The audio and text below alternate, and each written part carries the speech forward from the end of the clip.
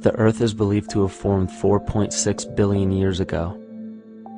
Within the first 150 million years, it began cooling and releasing gases from the lithosphere, which created the earliest forms of the Earth's atmosphere.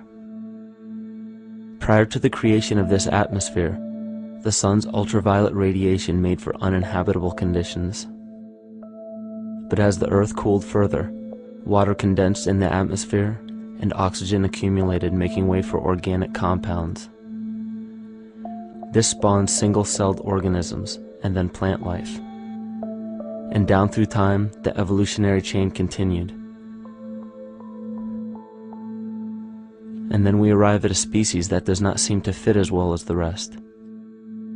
Homo sapiens' gestation period of 9 months mimics the 3.8 billion year evolution of all life on Earth. The human embryo repeats the evolution of all species. When the sperm and egg unite, this new creation is a single-celled organism. Within hours, this single cell divides and multiplies more rapidly than any other species. 4 weeks later, the embryo begins to develop gills mimicking aquatic life. A few weeks later, it develops lungs and a tail with reptilian appearance. From there, a mammal is recognizable, and then onto a primate form. It then sheds its laguna, which is the embryonic fur, and at last shows the characteristics of a human child. The human body is a community of approximately 50 trillion cells. Everything the body does, the cell does as well. Cells have respiratory and excretory systems. They feed, feel, think, and communicate with other cells. Trillions of cells make up a single organism called the human body, and billions of human bodies help make up the organism we call Earth. The Earth has more similarities with the human anatomy than you may think. Earth has its own electromagnetic generation, just like the human body. Research has found that a direct current of electricity flows through perineural cells found around every nerve in the body. These pathways are called energy meridians and have been used in the practice of acupuncture for at least 2,000 years. Dating even farther back is the notion of dragon paths or ley lines, in which many megalithic structures and stone monuments were erected, marking the energy meridians of the Earth. These energy meridians are generated by the resonant frequencies of the Earth, called the Schumann waves. Each planetary body has its own resonant frequencies, and is determined by the circumference and diameter, as well as the speed of orbit and rotation. The Earth's resonant frequency starts at 7.83 Hz and ends with the 7th harmonic at 43.2 Hz, correlating with the 7 chakras. Ultimately, the greatest discovery of our Earth is its consciousness. A visible attribute of consciousness is an energetic field that governs the shaping of organisms. Morphogenesis is a scientific term to explain this very shaping of tissues, organs, and entire organisms. Consciousness is the creative force of the entire universe. It has been given many names such as God, Yahweh, Krishna, nature, the field, and divinity. The entire universe is in fact a single living, conscious organism with complete awareness of itself. The reason why it may seem difficult to comprehend this is because our understanding is typically limited by our language. When we hear the term conscious organism, we tend to anthropomorphize its definition. By giving it human qualities, we mistakenly look past what an organism truly is in the first place. The definition of an organism is any living thing capable of response to stimuli, reproduction, growth and development, and maintenance of homeostasis as a stable whole.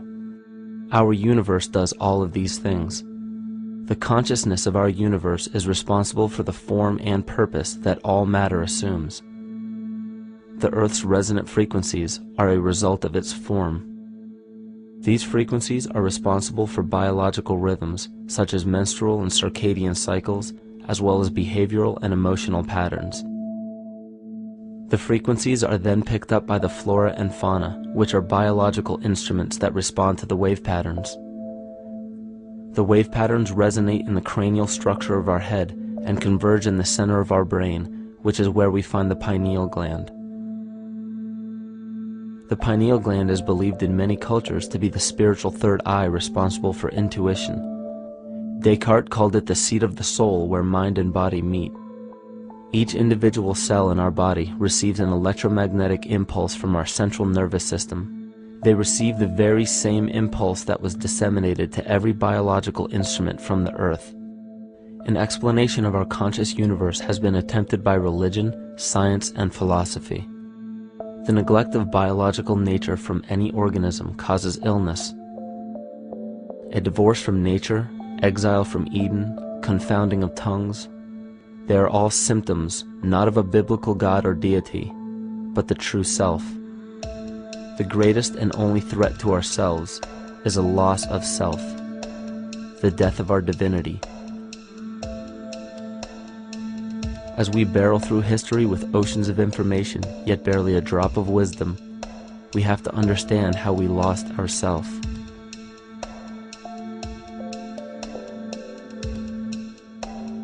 In sacred texts and ancient scriptures left by our ancestors, we find an incredible link between stories of creation, a great flood, the war of the gods, the Messiah dying for the sins of man, end-time prophecies, and similar characters. These correlations show up in myths from cultures that supposedly had no contact with one another due to distance in geography and time. The common thread we find that connects all of mythology has its roots in the stars. One of the most revealing accounts is the battle of the gods in heaven and the ensuing flood.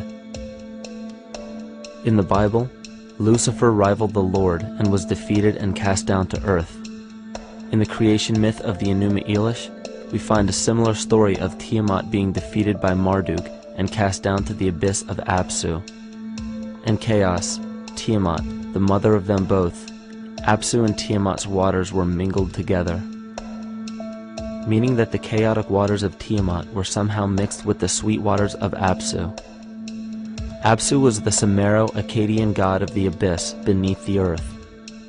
Tiamat, also known as Lucifer, was known as a serpent or dragon and was defeated by Marduk. Marduk was the father of Nebo or Mercury, and Mercury is the same mythological character as the Zoroastrian Mithra, the Egyptian Hermes Anubis, and the Gnostic Hermes Christos. The most recent version of Mercury, however, is the Archangel Michael in the Bible, who defeated Lucifer and sent him to the abyss of the earth, or hell. This story is steeped in astrological significance in the Bible and in many other ancient scriptures. This leads to an event in history that is recorded by many researchers regarding the cosmic upheaval and historic deluge. William Commonus Beaumont states, "The flood immortalizes the collision of a fallen planet, later termed Satan, actually a cometary body with our Earth." Consider what this reveals. He postulates that a planet, later termed Satan, fell to the earth, creating the flood we see recorded in the Bible and other myths. Lucifer, or Tiamat, was a planet known to ancient cultures as the Glistening One, the dragon of chaotic salt waters. The light from the sun illuminated this planet's water, which gave it a glow that rivaled the sun's own light, which is where we hear about Lucifer rivaling the Lord. The Lord in this case being the sun, which sustains and gives warmth to the earth. The planet Tiamat, or Lucifer, was destroyed by a cataclysmic event that hurled the watery planet to the abyss of the earth. In the book of Enoch, it reveals, "And behold, a star fell from heaven, and when it fell to earth, I saw how the earth was swallowed up in a great abyss." The myth of the Ute Indians states, "The sun was shivered into 1,000 fragments, which fell to earth, causing a general conflagration. Then Tawats fled before the destruction he had wrought. And as he fled, the burning earth consumed his feet, legs, body, hands, and arms, until at last, swollen with heat, the eyes of the god burst and tears gushed forth in a flood which spread over the earth, extinguishing the fire." This myth resembles the translation of the Enuma Elish by Stephanie Daly in her book Myth from Mesopotamia, which explains that Tiamat's eyes became the source of the Tigris and Euphrates rivers. As written in the book of Revelations, "And there was a war in heaven. Michael and his angels fought against the dragon, and the dragon and his angels fought back. The great dragon was hurled down, that ancient serpent called the devil, or Satan, who leads the whole world astray. He was hurled to the earth." The Roman mythology of Ovid gives the story of Phaeton, which happens to be another name given to the watery planet Lucifer, or Tiamat. This story reveals that Phaeton was a child of the sun and wished to become the sun for a day. Phaeton attempted this feat, and eventually Jove, who is also known as Marduk, destroyed Phaeton, sending him crashing to the earth in flames and put out by a tremendous flood of water from a river unseen before. The common theme we notice here is that of a saltwater planet, the great dragon, Lucifer, Tiamat, or Phaeton, was defeated and fell to the earth, and now dwells in the abyss known as Hell, giving us the outline of the story of Lucifer rising up against the Lord and being defeated and banished to rule the underworld. As we know, however, an outline is but a shell of a story. The inner meaning, the spirit of the myth, comes with a deeper understanding of the essence of each planet, not just the physical planet, but the conscious core, because we know now that the proportions and velocity of a planet gives them their own characteristic frequencies, which govern biological and behavioral patterns. These planets reflect the archetypal psychology of man. In ancient times, probably the most important field of research was the study of the heavens. Galactic bodies and their movement through the sky were known to be symbolic of the inner faculties within human consciousness. Within all organisms, outdated science has only explained the physical world measured by our five senses. Only in esoteric religions, mysticism, and quantum fields of science are we to find any attempt at explaining where thoughts and emotions fit into the sense-perceptible world. We also understand now that humanity is a community of cells within the organism of the Earth. The Earth, therefore, is a higher organism that shapes our form and function. This higher organism and all other planetary bodies are governed by consciousness, just as we individual humans are. Therefore, the Newtonian belief that galactic bodies are nothing more than lifeless forms floating in space is tantamount to claiming that we humans are nothing more than a composite of elements in motion.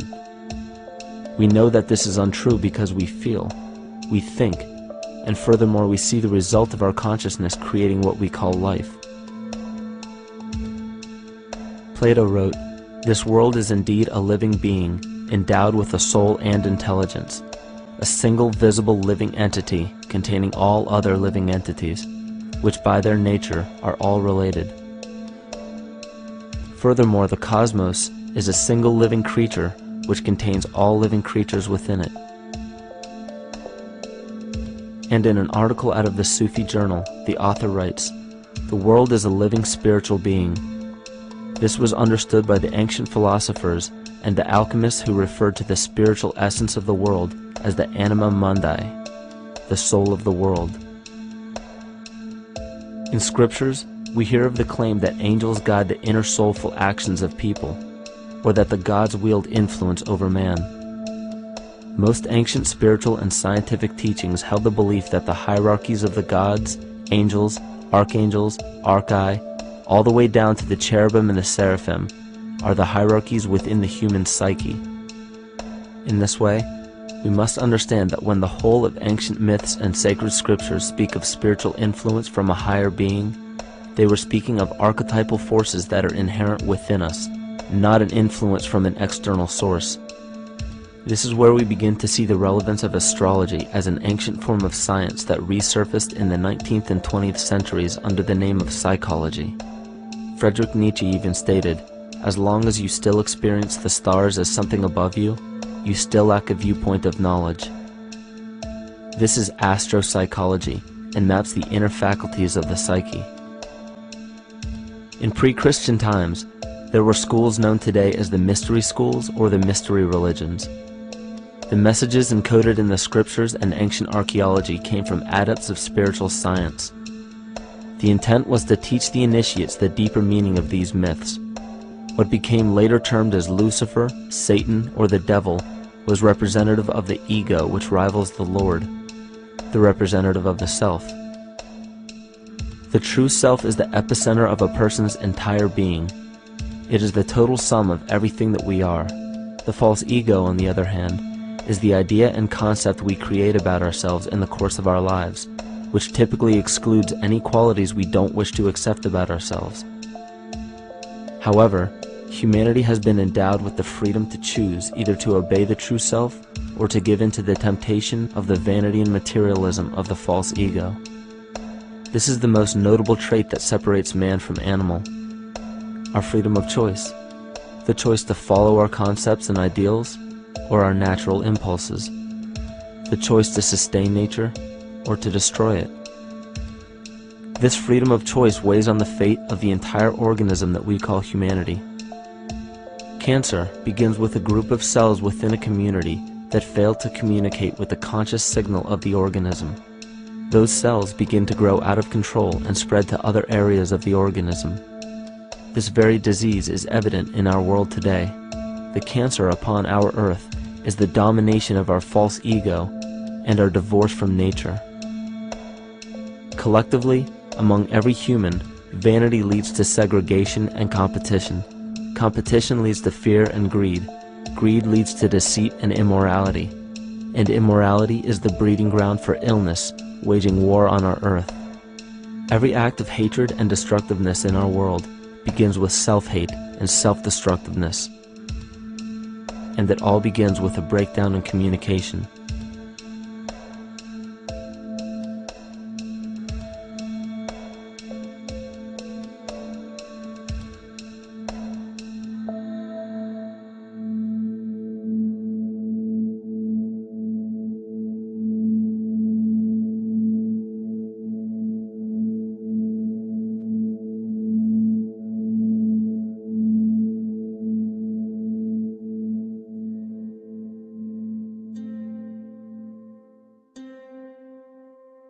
In nature, all that we perceive with our five senses is a result of two fundamental principles.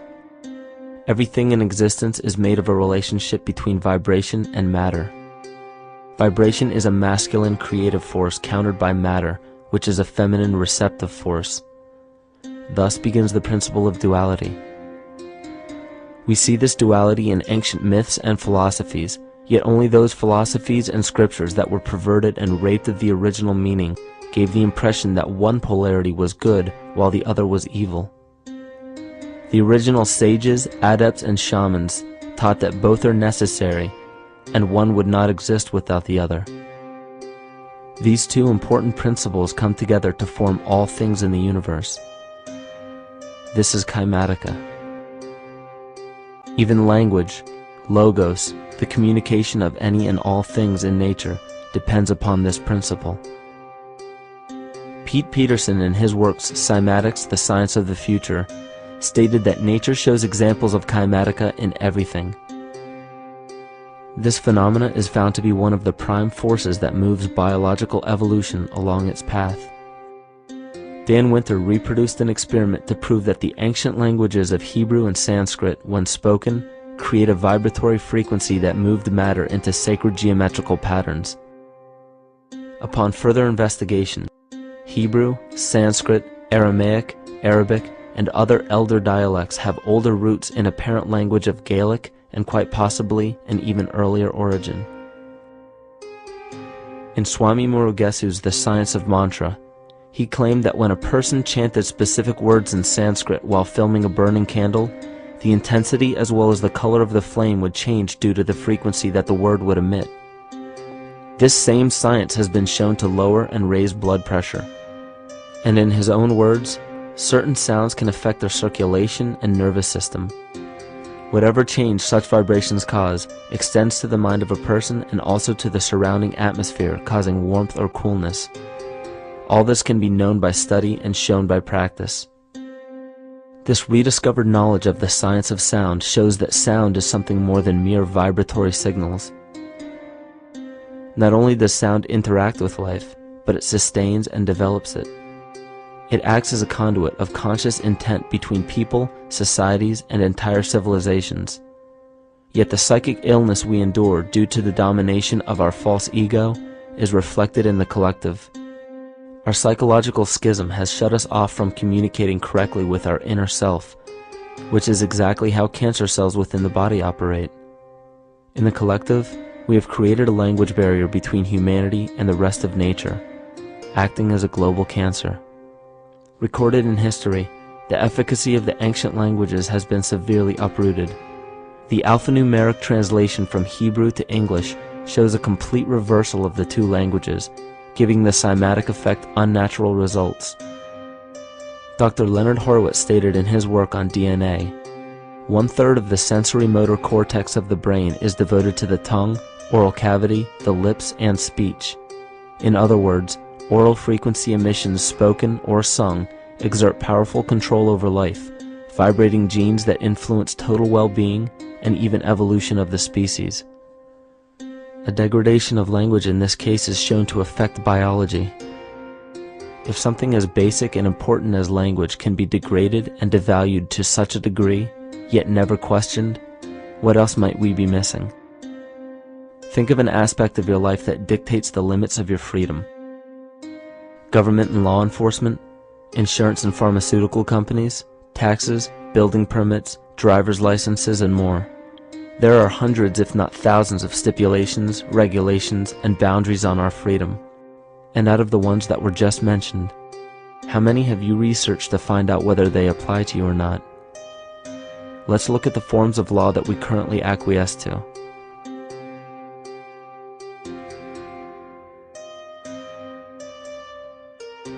A common misconception among people is that any rule or regulation that governs them falls under one category: law.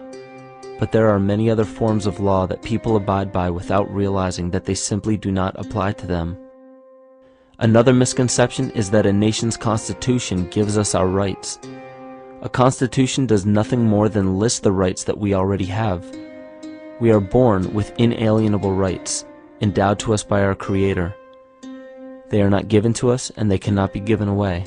The most a person can do with a right is choose whether to exercise it or not. Maritime admiralty law is what's known as the law of the water. It is superseded by civil law and only applies to those who willingly contract themselves into it. The definition of admiralty law is a body of private international law governing the relationships between private entities which operate vessels on the oceans. Let's look at how and why a form of law that is fashioned to govern corporations, businesses, and vessels has imposed its rule over natural human beings. This is all done through a form of word magic.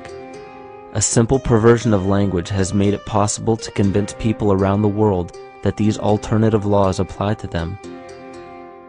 One of the predominant beliefs in modern culture is that licenses, permits, registrations, and other forms of documentation are required to operate motor vehicles, use public roads, build structures and establishments, engage in free enterprise, and much more. Sadly, these beliefs are based on little to no investigation whatsoever, and are false.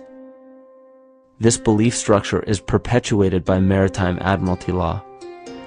This form of law was originally created to govern ships docking in foreign nations for the import or export of products and resources.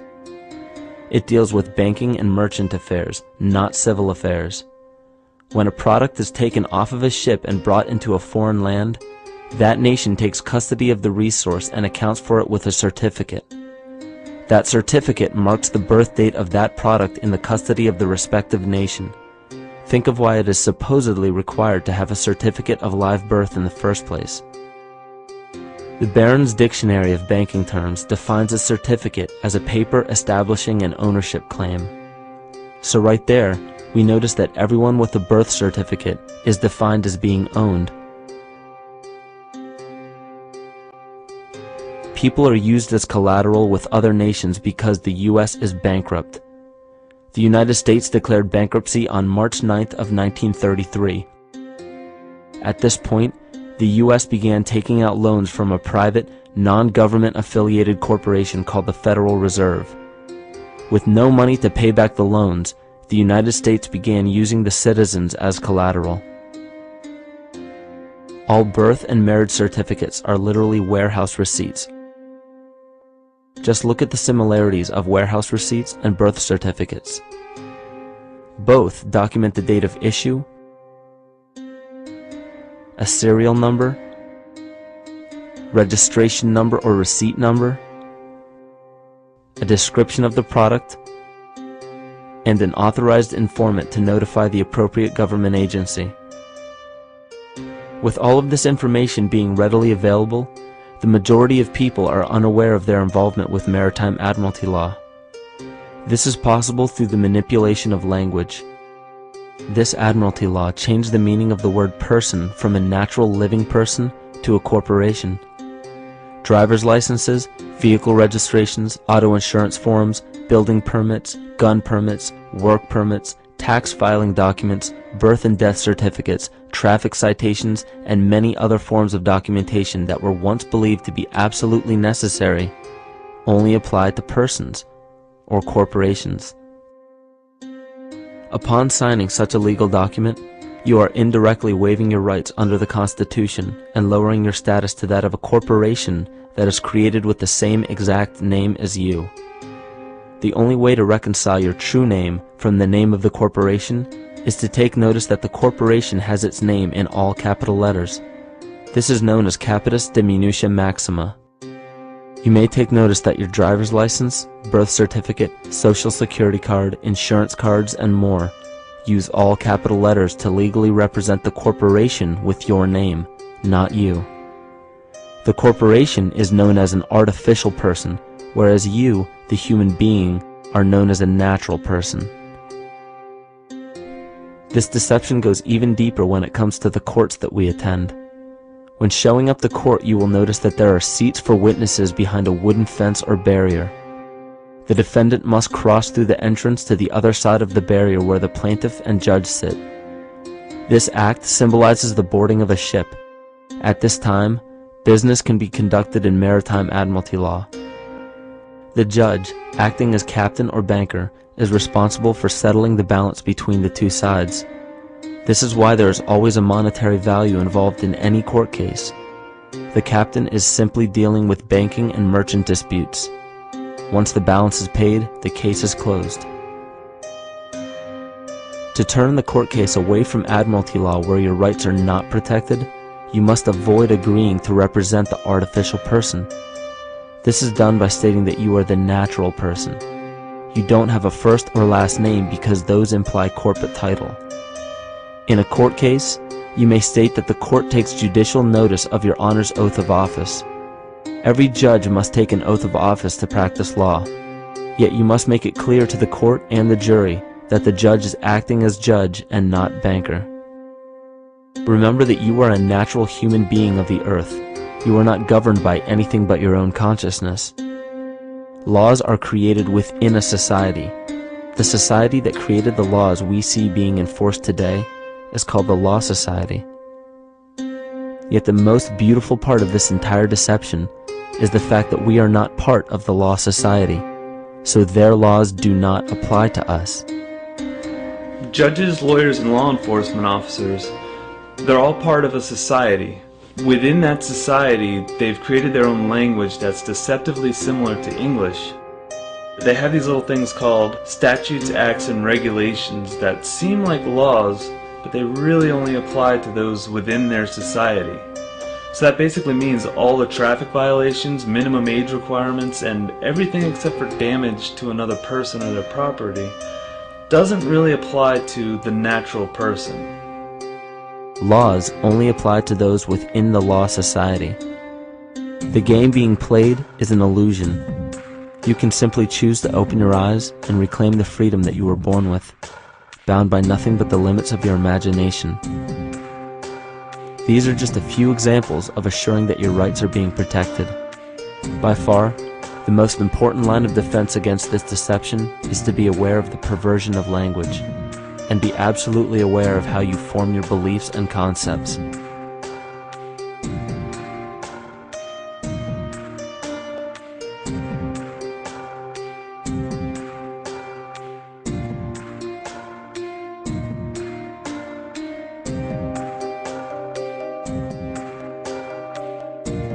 In all forms of the perversion of language, there is a mirror reflection of this in the microcosm of the psyche.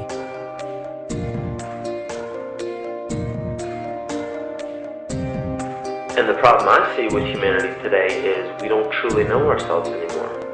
We have the 9-to-5 job, we have the house, the children, the bills, the television, the hobbies, and the errands that we run every single day, and we eventually begin to believe that this is who we are. But who are we beneath the job title, beneath the status of mother or father, theist or atheist, Republican or Democrat, black or white, man or woman? Who are we? Who are we deep down inside? We don't know, because every time we hear an answer that we don't want to accept about ourselves, we deny it. We'll pass it off and project it onto somebody else and judge them for it. This is repression. And we see what repression can do to us on an individual level, but what about on a collective level of humanity? What happens when the whole world refuses to see what they truly are on the inside?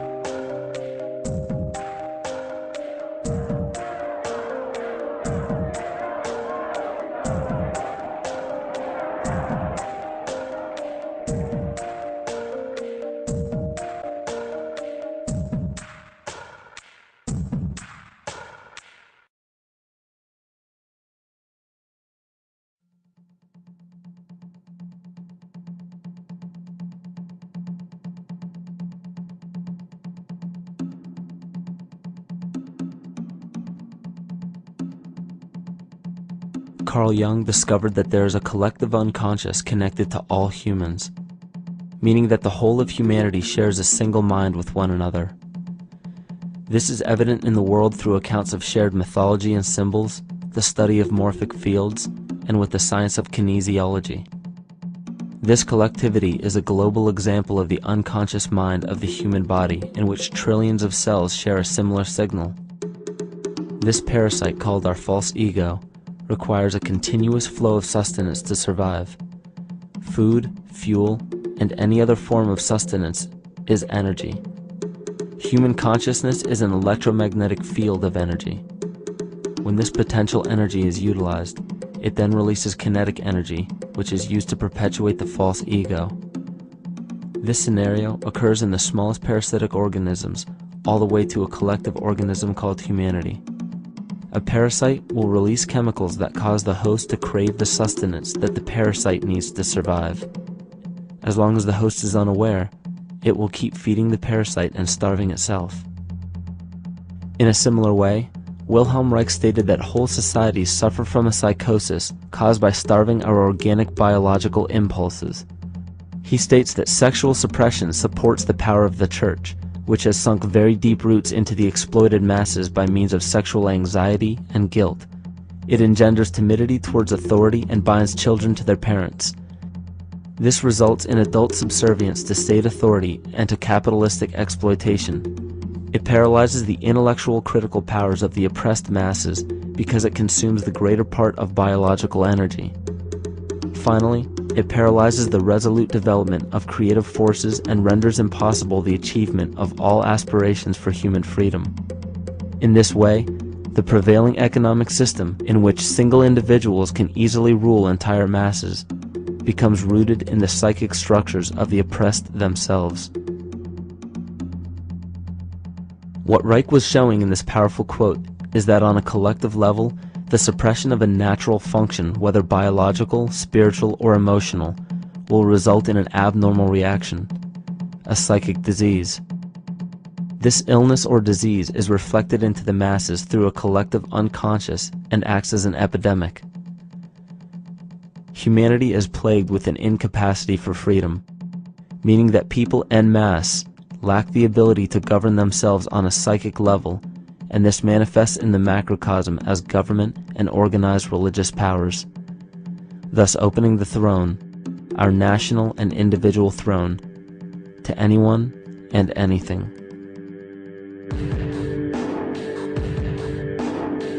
Enter the infamous rulers of the earth, the patriarchs of civilization, political, social, economic, and spiritual dictatorship, psychic tyranny.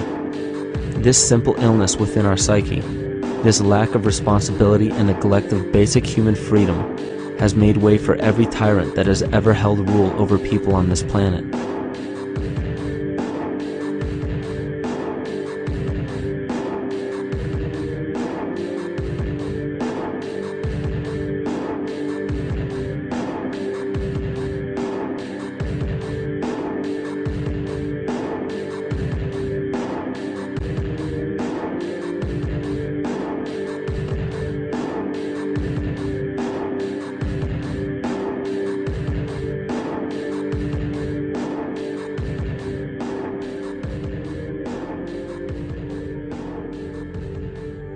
But these oppressive tyrants that are demonized by the masses are no different than us. In fact, they are one with us. In the book The Prophet by Khalil Gibran, he poetically states, "I say, as the holy and the righteous cannot rise beyond the highest which is in each of you, so the wicked and the weak cannot fall lower than the lowest which is in you also." Every one of us has the capability to commit the most horrifying sin or show the most beautiful compassion to our fellow man. This is the very definition of an illness within the psyche and soul of man.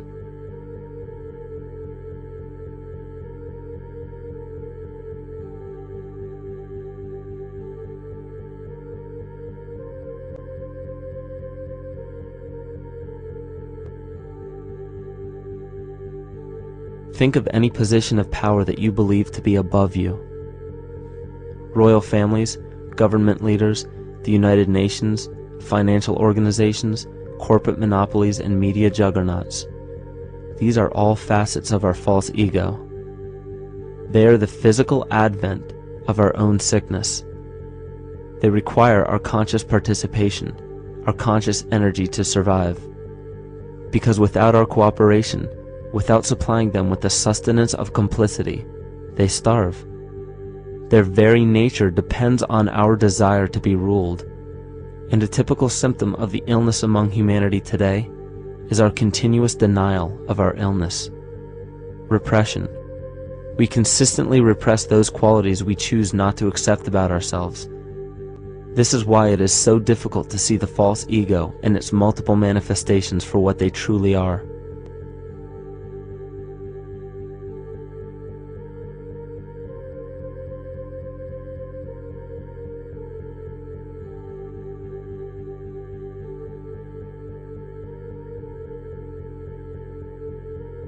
This is the very nature of the false ego.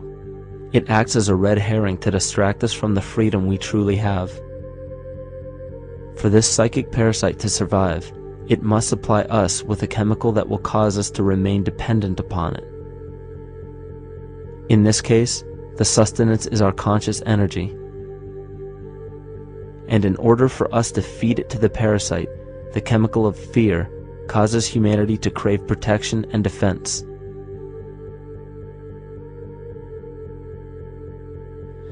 The functions of the body to survive can be broken down to two basic functions for any organism to survive.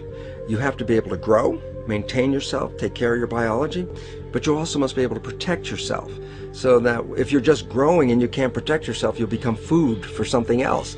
So the survival involves a balance between growth and protection.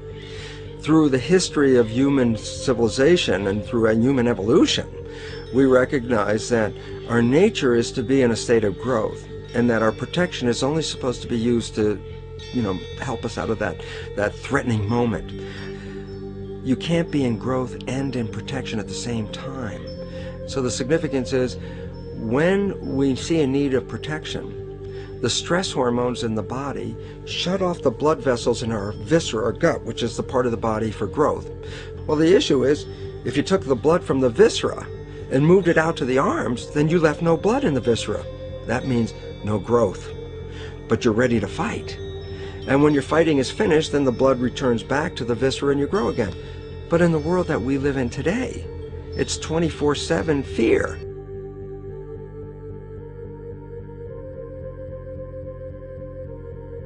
So we have a continuous dripping of that stress hormone into the body. It's just dripping all the time, getting us ready to run or fight or flight at any moment at the drop of a hat. We're ready to go because we're on guard. Well, the problem is, what does that mean about your allocation of energy? And it says, we're spending most of our energy in protection. You cannot survive if you're in protection all the time.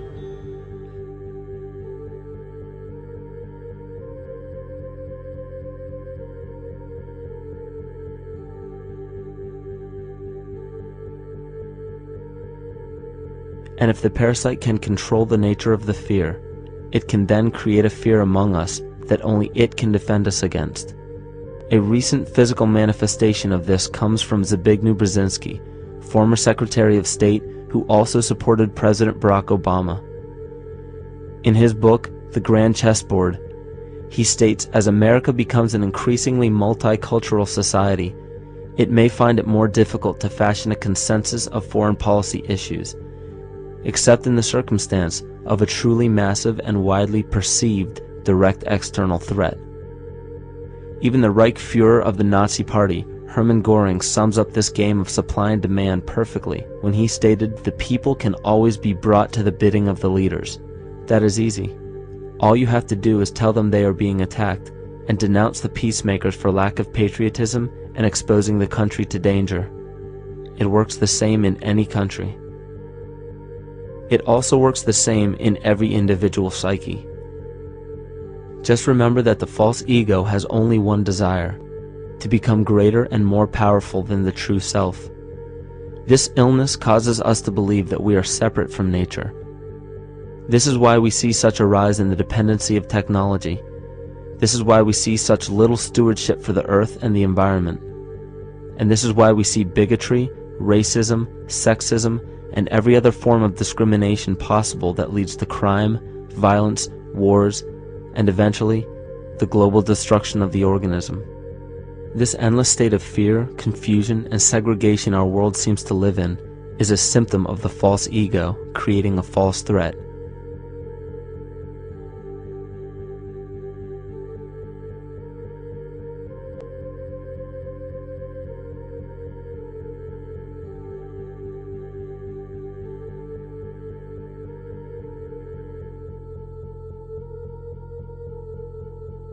Many of the United States presidents have blood relations with each other. The Bush lineage has blood ties to a great number of former presidents. George Washington, Millard Fillmore, Franklin Pierce, Abraham Lincoln, Ulysses Grant, Rutherford Hayes, James Garfield, Grover Cleveland, Teddy Roosevelt, William Taft, Calvin Coolidge, Herbert Hoover, Franklin Roosevelt, Richard Nixon, and Gerald Ford. Michael Tessarion points out in his work that Bush is closely related to every European monarch on and off the throne, and has kinship with every member of Britain's royal family. Bush's family tree can be documented as far back as the early 15th century. He has a direct descent from Henry III and from Henry VIII's sister Mary Tudor. He is also descended from Charles II of England. And we also find that George W. Bush is a direct descendant of Godfrey de Bouillon. Godfrey was the first king of Jerusalem after he recaptured it from the Saracens, which was the name for the Islamic faith during the Middle Ages. It is interesting to note that the current occupation of the United States in the Middle East was re-established by the same family, George Bush Sr. in 1991, and again by George Bush Jr. in 2003. George Bush Jr. is then found to be a cousin to both opposing candidates of his 2 terms in office, Al Gore and John Kerry. Democratic President Barack Obama also has blood ties with George W. Bush, as well as Gerald Ford, Lyndon Johnson, Harry Truman, James Madison, and the British Prime Minister Sir Winston Churchill. On the opposing side of the 2008 presidential ballot, John McCain is descended from Robert the Bruce, King William I of Scotland, and also Godfrey de Bouillon. Probably one of the most interesting facets of the bloodline relations is the fact that the whole British royal family has descent from the Muslim prophet Muhammad through the Arab kings of Seville. This bloodline was passed through the kings of Portugal, Castile, and eventually down to King Edward IV. This is a very, very different story from what you hear the media pumping out every day, being this idea of lineal superiority. It's completely debunked according to the foremost authority of aristocratic lineage, Burke's peerage. And this just goes to show that there's the true story, and then there's the manufactured illusion, the front that's given to the public.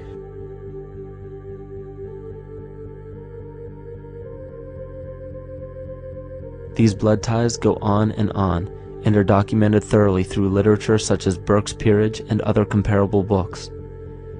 The point of all of this is that we find not just the same people, but the same intent within the people who have held high positions of monarchy, dynasty, aristocracy, and democracy in the past and present, and they are all related by a physical and symbolic link. This bloodline carries the symbol of our illness.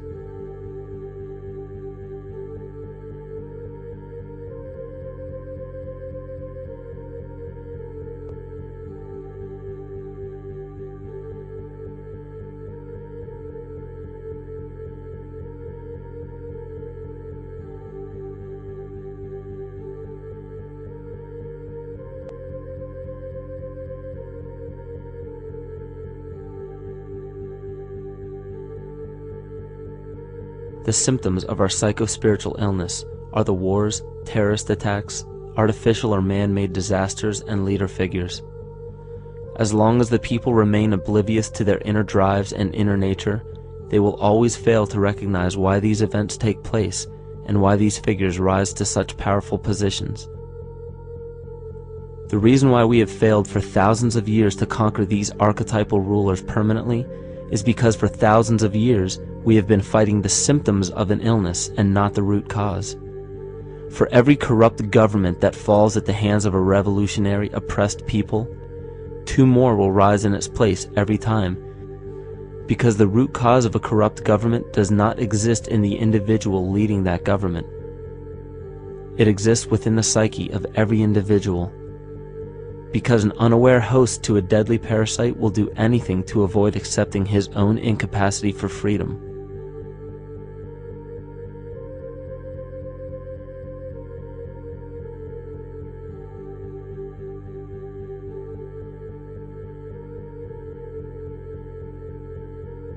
We are so bereft of sanity in this world that those few who simply stop projecting onto others and begin facing their own demons are seen as neurotic.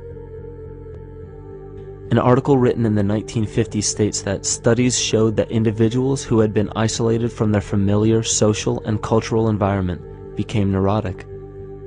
This shows that when those individuals had no object to identify their darker emotions with, they began to see these things in themselves, that which they refused to recognize before, and were unaware of why they appeared and how to cope.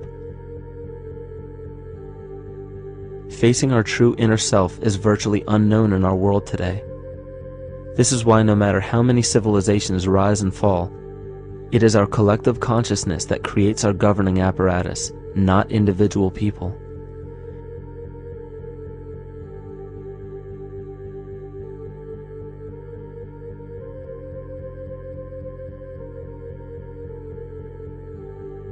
And after countless attempts, you would imagine that people would realize that a physical retaliation may not be the solution.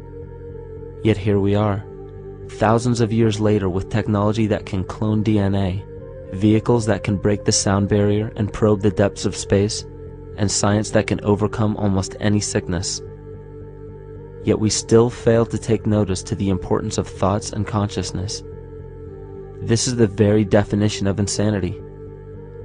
And every single one of us is responsible for this psychic epidemic, because we're killing the messenger and paying no attention to the message.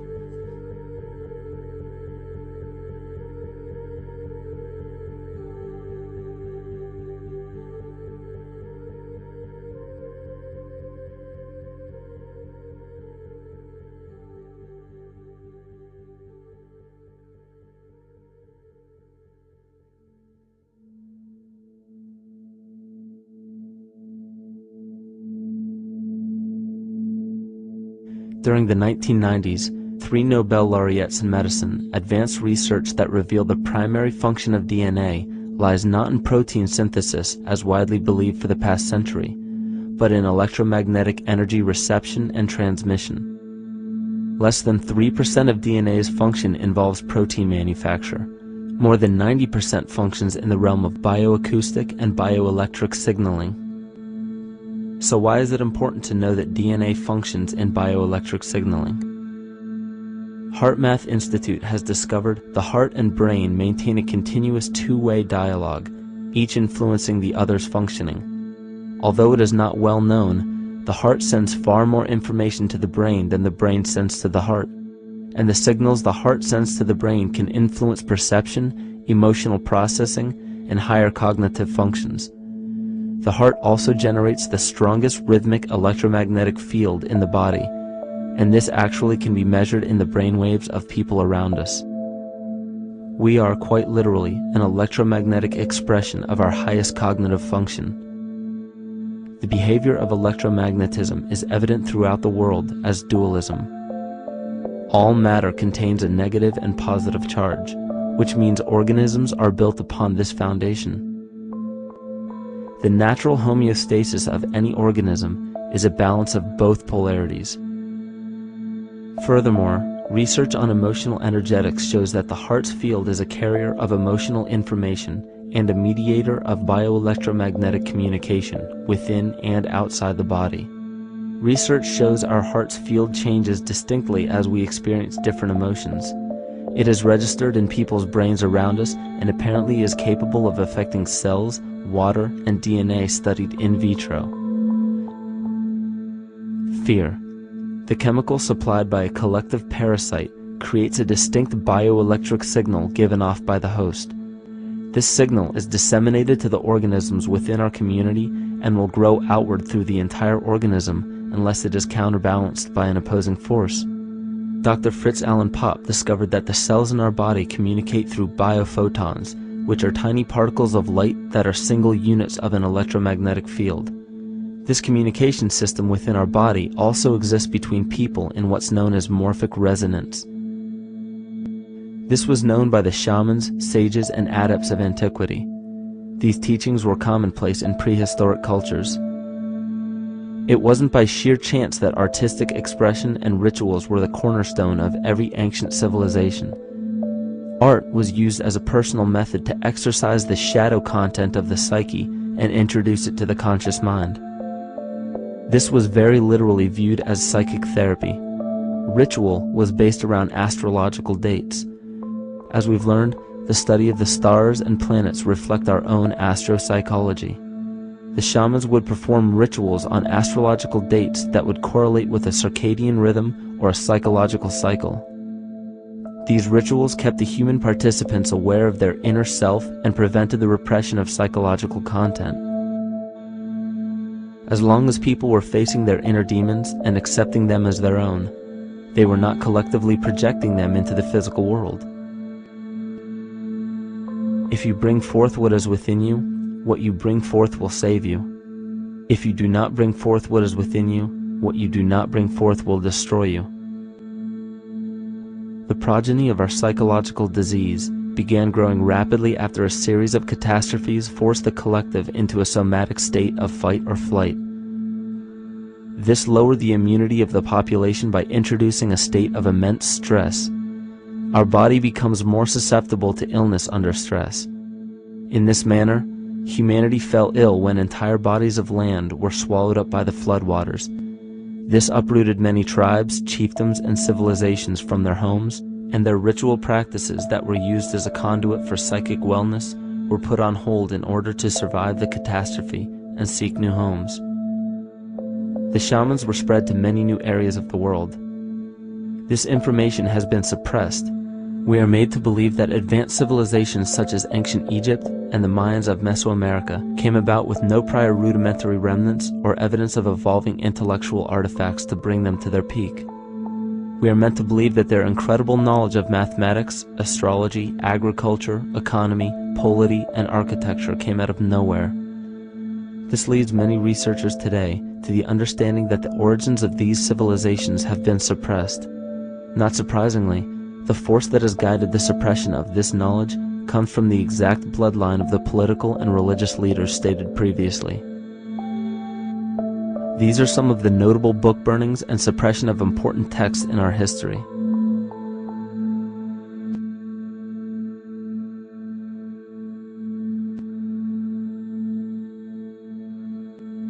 Yet after all of this suppression, there are still remnants of the dispersion of elder civilizations in nearly every country.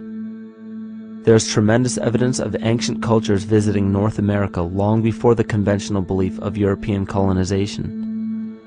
Barry Fell states in his book America BC, there are ancient inscriptions now being reported from nearly all parts of the United States, Canada, and Latin America, written in various European and Mediterranean languages in alphabets that date from 2,500 years ago. William Commonus Beaumont wrote, "The Toltec and Maya civilizations never originated on American soil, but appeared there full-blown, with a well-defined art and system of hieroglyphic writing which possesses affinities with Egyptian.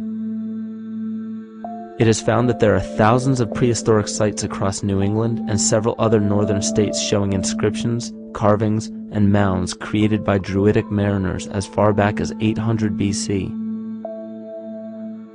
To suppress this information further, it was not only imperative for the bloodline to burn the documented texts containing true historical information, but to wipe out the cultures that derived from these ancient shamans. The most devastating genocide ever endured was and still is the annihilation of shamanic tribes. We've lost our traditional roots and don't know about ritual. The dragon dances and the ghost dances of the Native American Indians, what do you think that was all about? All the shamans of the world, when they do their rituals, they're doing that. Their work, harmonically through dances, is to strengthen the immune system of the earth. You know, but they've been all murdered. So that was why in the 17th century, exactly the same period I'm talking about, there was an all-out agenda that when you come across indigenous people, you annihilate them. Columbus was sent on his expedition along with agents of the crown to disrupt the lives of the natives and seize mineral resources. He visited every island in the Caribbean, depleting the gold and taking as many slaves of the native Taino tribe as possible. 5 million natives were murdered within 3 years, according to Leah Trabeck.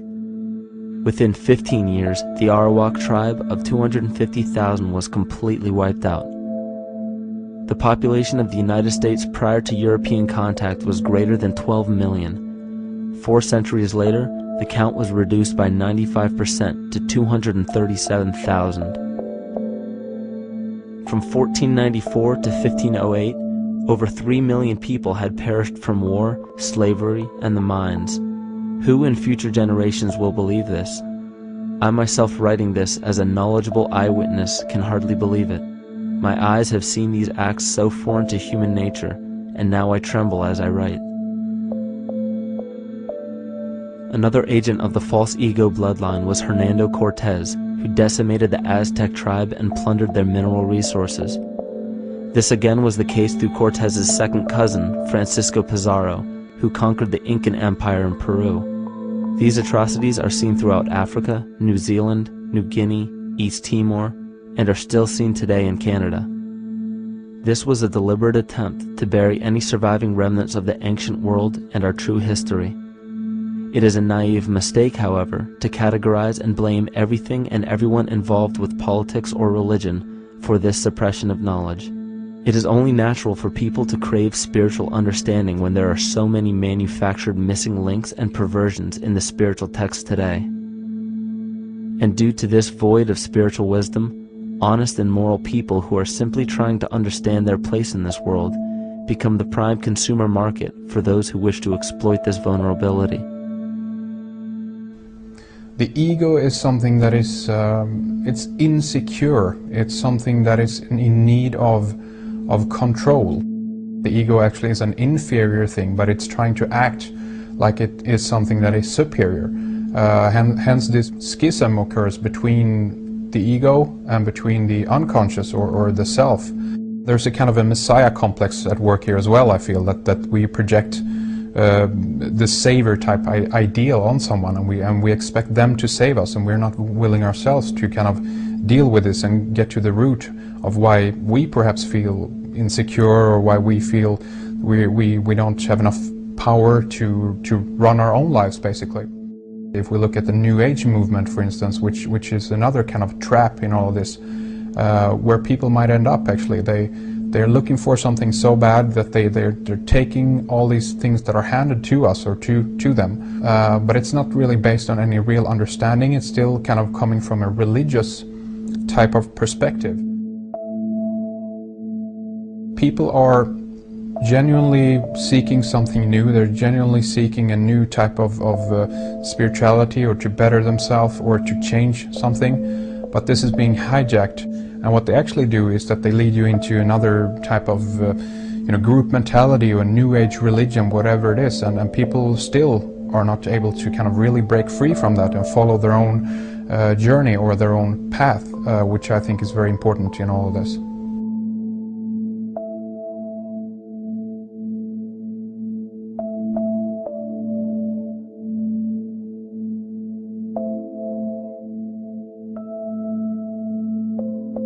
In the pre-Christian era, there were several cults of incredible power, most notably the stellar, solar, Saturnian, lunar, and mushroom cults. It is simple to see that worshippers of the lunar goddess comprised of the lunar cult. The worship of sun gods were indicative of the solar cults. The Saturnian cult, which consisted of Phoenicians and Canaanites, worshipped El or Eli. The biblical exodus of the Hebrews from Egypt showed that they entered Canaan and merged the lunar cult of Isis, the solar cult of Ra, and the Saturnian cult of El to form Isis, Ra, El. Israel. The old Israelitish cult and mythology, the Yahweh worship, the patriarchal legends, the sojourn in Egypt, and so on, are rooted in the religion of the sacred fungus, developed from the underlying fertility philosophy of the ancient Near East. The Jewish mitre, Muslim turbans, and military berets are derivations of the symbol of the mushroom cult. One of the first and most prominent, however, was the stellar cult, and a number of these ancient cults were created for shamanic purposes and earthly stewardship, yet some were taken over with different intentions. Just as you would imagine in any establishment of power, smaller cults formed within the main cults to worship individual deities. The cult of Mithras and the cult of Dionysus are two examples. You still today can see the Mithraic or Phrygian cap on the symbol of the seated Liberty dollar, the coat of arms of many countries, the reverse side of the flag of Paraguay, the seal of the United States Senate, and even involved in the solar cult holiday that we now call Christmas. In the cult of Dionysus, many festivals were celebrated, such as the Greater Dionysia, celebrated in Athens around the spring equinox. The foremost event in this festival was the Thymelic contest, in which poets, musicians, and entertainers performed in an open-air theater. Musicians did not have to pay taxes, and members of the Artists Guild did not have to participate in military affairs. The cult of Dionysus is still alive to this day as the entertainment industry.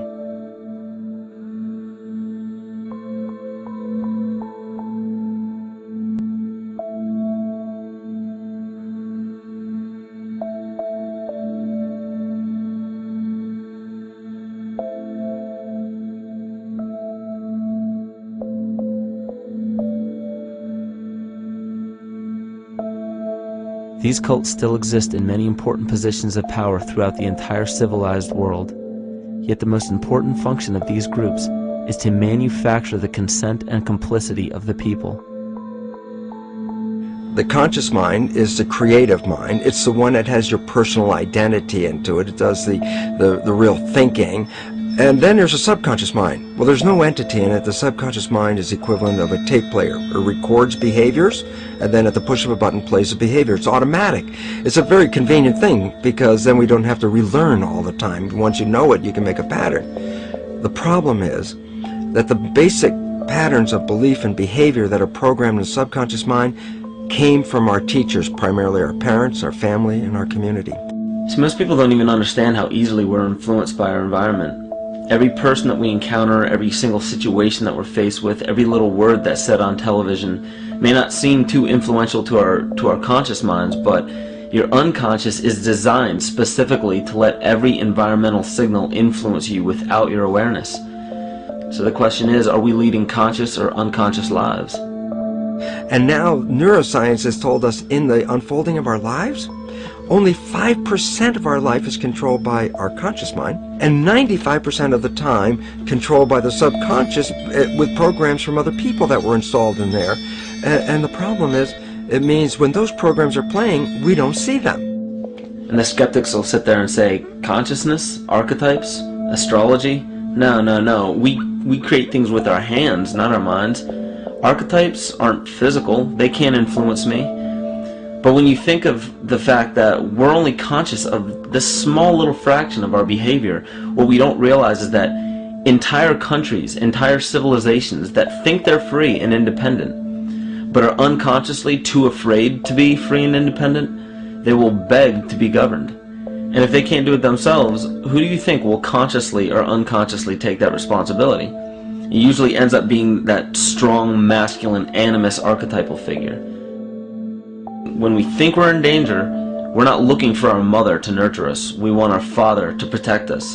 And right on cue with the age of fear, this age of catastrophe, the age of this parasite, we see masculine domination.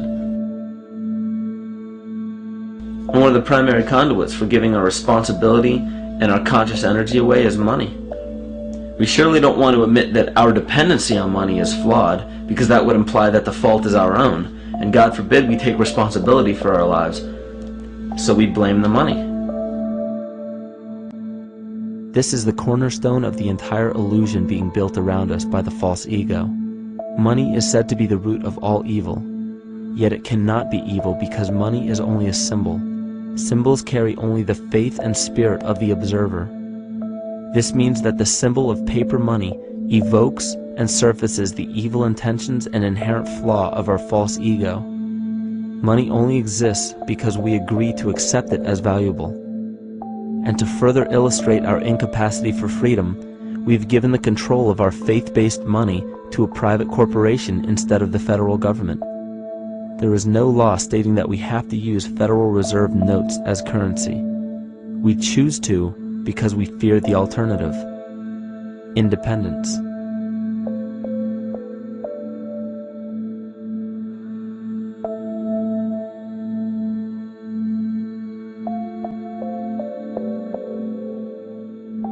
But it's not even really about money, it's about energy, because money is simply this material thing that allows billions of people to crave just one thing and put their energy into the same thing. It's not the plasma TV or the house or the lifestyle or the job or the significant other or the status that we're really after, because we know that we're empty. These people feel sadness and loneliness and void just like anybody else, and they either want to fill that void with materialism because they think that that'll make them feel better, or they want to sedate the void feeling with material possessions. So it all comes back to this feeling of having to put our dependency into an external source, something that we have absolutely no control over. What we're seeing right now is with all the competition of each other destroying each other, wars, competing for material existence, raping the planet and tearing it apart to get some pieces of it to hold in your hands and say you won the game.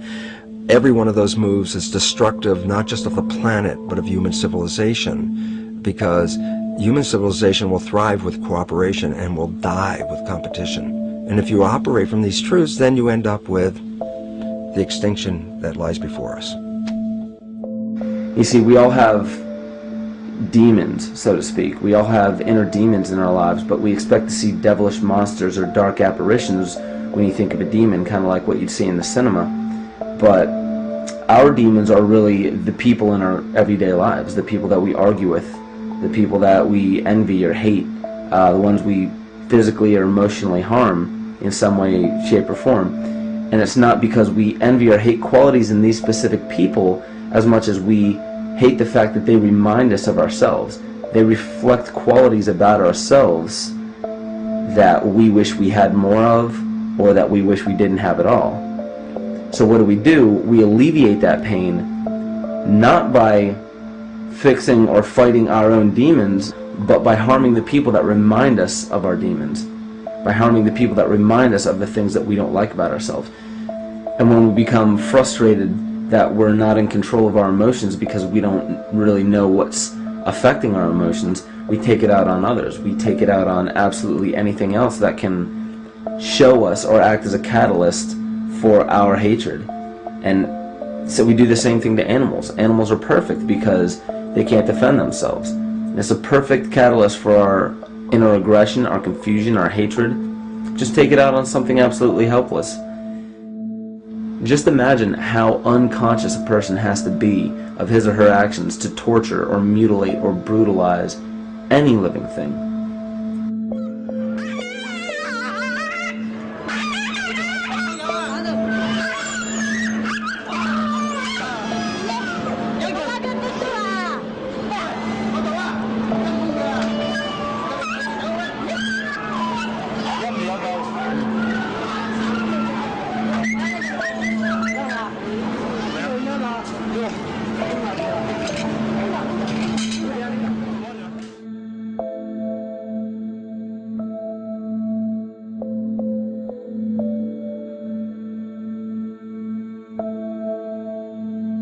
The goat's down, and he'll be here, and we can. Ouch! Ooh, he bit you. Bit of his tail. Is it common with their kids, maybe? He's a big guy. That's a real. Think of the lack of compassion you must have towards life in general to be able to feel no semblance of sympathy towards entire populations, let alone just individuals or individual animals, entire populations of a species that are bred specifically for the purpose of commodity. But I'll tell you what's even more dangerous is not so much the people carrying out this cruelty, because that's already been established. That form of hatred and cruelty has already been established and it's already known. What I'm really worried about is the people who are against inhumanity, the people who are against animal cruelty and feel self-righteous enough to think that it's justified to inflict harm or even wish harm on these people. Because those are the people who take unconscious cruel behavior to a whole new level of conscious cruel behavior that's perfectly acceptable in their minds, because they feel that it's their job to bring other people to justice, like they're an authority figure of some sort. Those are the people who will have a much harder time figuring out why they harbor so much inner hatred and resentment. They don't seem to realize that it's just another form of the same exact hatred. So to keep from facing our inner demons consistently, what do? When we begin to realize, hey, wait a minute, maybe it's not alright to inflict harm on any other living thing, then the ego has to come up with a more esoteric form of cruelty to trick us into displaying the same form of self-hatred, the same indignant attitude, but just in another way and towards another group of people. But the emptiness will always find a way back in, and people will always start to feel restless again, no matter how many times they transfer blame to yet another person or yet another group.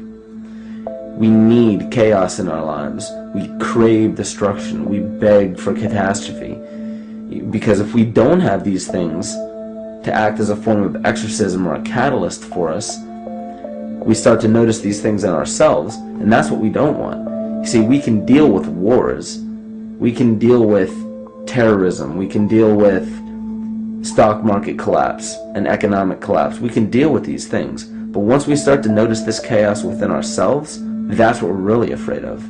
We'll take 1,000,000 September 11ths over one moment of true insight towards our self-hate.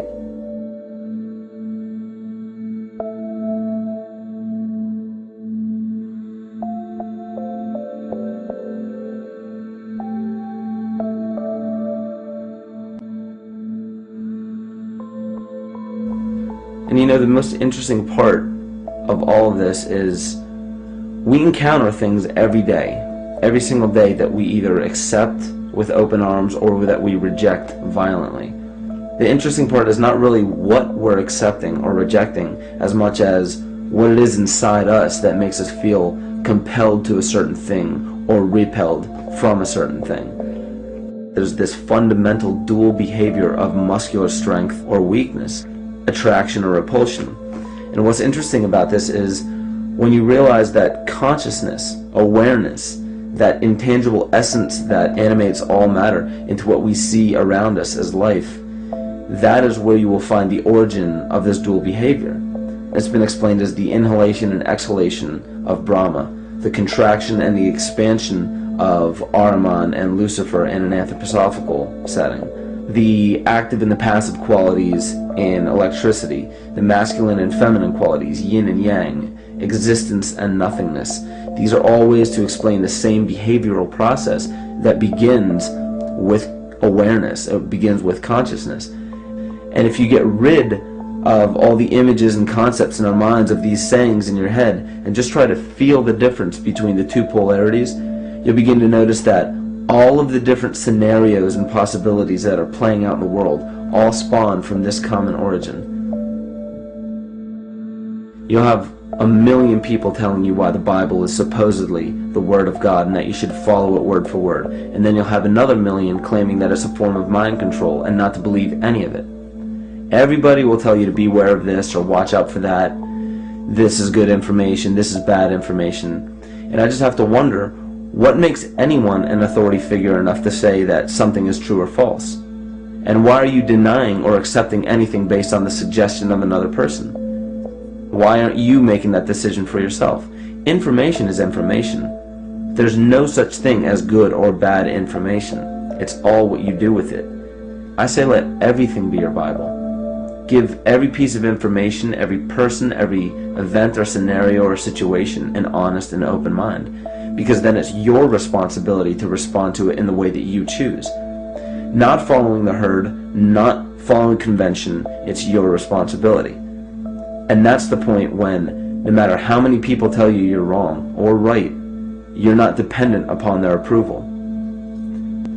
If we at least question our own actions, question our own thought process, and make a conscious decision to what we feel is right every single day, that's what I believe to be divinity. That's true shamanism. And that, to me, is what it really feels like to be alive.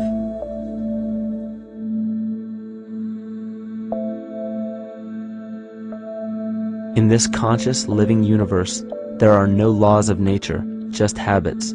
There is nothing external to the universe to enforce a law upon it. The illusion of a fixed law of nature is only the result of there being no need for that habit to be broken. When habits need to be broken to ensure the survival of the organism, we see this event in nature and call it evolution. The collective mind shapes our evolution. And a great example of this is the experiment done by John Cairns in 1988. His team put lactose-intolerant cells in an environment with only lactose for food. Under a law of nature, every one of these lactose-intolerant cells would have died.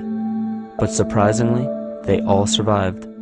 Every one of them understood the problem that they were facing and replaced the defective lactase enzyme with a functioning one to utilize lactose for food.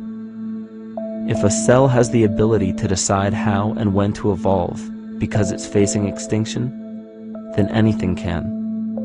The existing beliefs are that a human body is a biochemical machine controlled by genes, and therefore the behavior, emotions, and character of our biology, our health, our lives, are controlled by genes which we don't control. So this is what we taught people. You're a victim.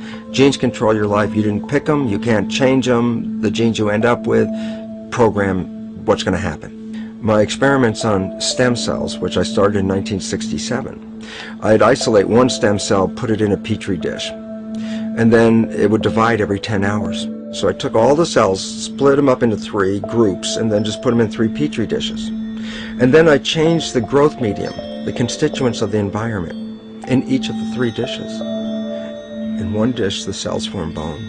The second dish, they form muscle. In a third dish, they form fat cells. What controlled the fate of a cell? And the first thing you have to say is, well, wait, they were all genetically identical when they were put in a dish. So obviously the genes didn't control it because they all had the same genes. What was different was the environment. And all of a sudden in my career it said, oh my gosh, here I am teaching genes control life, and the cells are telling me genes respond to life. And since you can control the response, you can control your life. It's how you read the environment, how your mind perceives the environment. And if you understand this, then you could lead yourself to the most wonderful expression on this planet, to be fully alive and fully healthy by just how you respond to the world.